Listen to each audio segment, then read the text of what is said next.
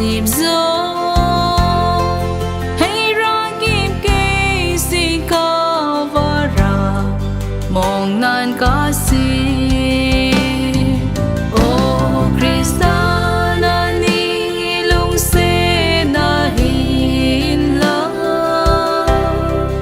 Mandon phak maging reader maging Nani nasa sing Nabek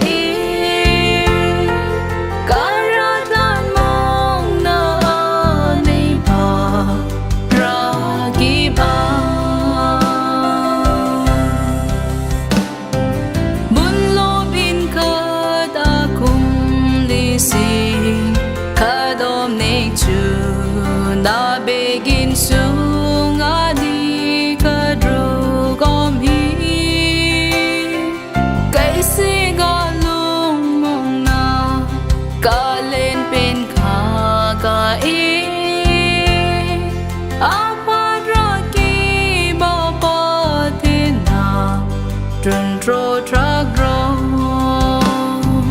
oh Christa Nani lungset na inlak Mandon phak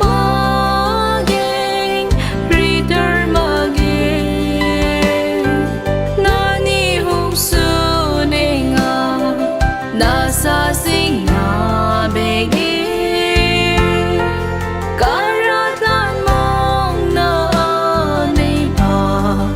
rakip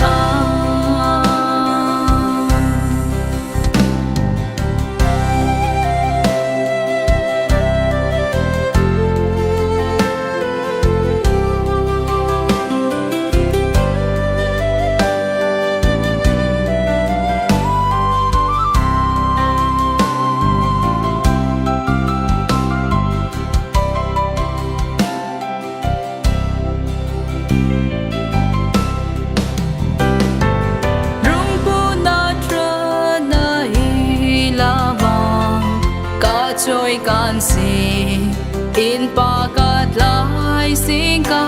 choy man sang si